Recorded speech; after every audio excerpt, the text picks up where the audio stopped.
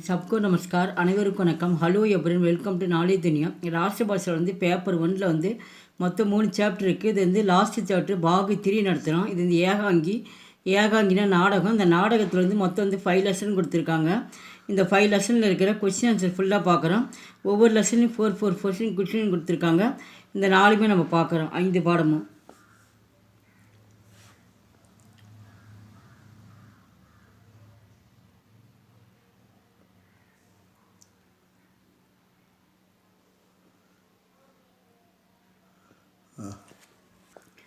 பாடம் 1 बहु की विदा. तेरहवन निम्नलिखित प्रश्न के उत्तर एक या 2 वाक्य में दीजिए. கீழ்கண்ட வினாக்களுள் பதில் ஒரு வாக்கியம் மற்றும் 2 வாக்கியங்களில் விடை எழுதுக. फर्स्ट वन, जीवनलाल ने कमला की विदा क्यों नहीं की. जीवनलाल कमलाவை ஏன் அம்மா வீட்டிற்கு அனுப்பவில்லை. दहेज को रकम 5000 பாக்கி தி. தஹேஜ் அப்படின்னா வந்து வரதட்சணை ரக்கம்னா பணம்னு அர்த்தம், தொகை. வரதட்சணை தொகையாக 5000 ரூபாய் பாக்கி இருப்பதால் इसलिए जीवनलाल ने कमला की विदा नहीं की. வந்து இது கமலாவுக்கு வந்து வரதட்சணை பணம் வந்து அவங்க கேட்டிருப்பாங்க. அதில் பாக்கி வந்து 5000 ரூபாய் வந்து கமலாவோட அம்மா வீட்டில் கொடுக்காத காரணத்தினால கமலாவை வந்து அவளுடைய அம்மா வீட்டிற்கு ஜீவன்லால் அனுப்பவில்லை. செகண்ட் ஒன், கமலா की சாஸ் ராஜேஸ்வரி கைசி औरत थी. கமலாவனுடைய சாஸ்னா மாமியார். கமலாவுடைய மாமியார் ராஜேஸ்வரி எப்படிப்பட்ட பெண்மணியாக இருந்தார். கமலா की சாஸ் ராஜேஸ்வரி மம்தா की மூர்த்தி थी. மம்தா की மூர்த்தி அப்படின்னா அன்பின் உருவமாக இருந்தார். கமலா का पति ரமேஷ் ககாங் கயா தா. கமலாவினுடைய பதினா கணவர், கமலாவுடைய கணவர் ரமேஷ் எங்கே சென்றார்.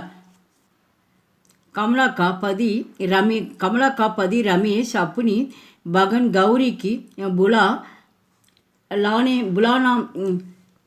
कमला का पति रमेश अपनी बहन गौरी को बुला लाने के लिए उसके सासुराल गया था. கமலாவுடைய கணவர் வந்து ரமேஷ் வந்து அப்புனி பகன், ரமேஷோடைய சகோதரி பெயர் வந்து கௌரி.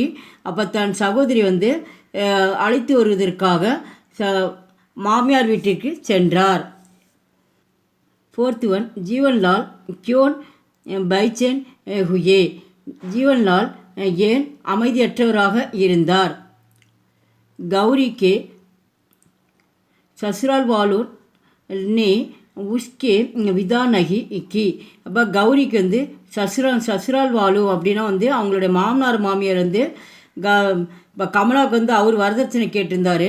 அதுபோல் வந்து ஜீவன்லாலுடைய மகள் பெயர் வந்து கௌரி. அப்போ வந்து கௌரிக்கு வந்து அவர் வந்து வரதட்சணை வந்து கொஞ்சம் பாக்கி வச்சுருப்பார். அதனால வந்து அந்த பாக்கி பணம் வரலன்ட்டு அவங்க வந்து என்ன பண்ணுவாங்க, கௌரியோட மாமியாரும் வந்து அவங்க வீட்டுக்கு வந்து அனுப்ப மாட்டாங்க. அதுதான் ससुराल वालों ने उसकी विदा नहीं की, इसलिए जीवनलाल बैचेन हुए.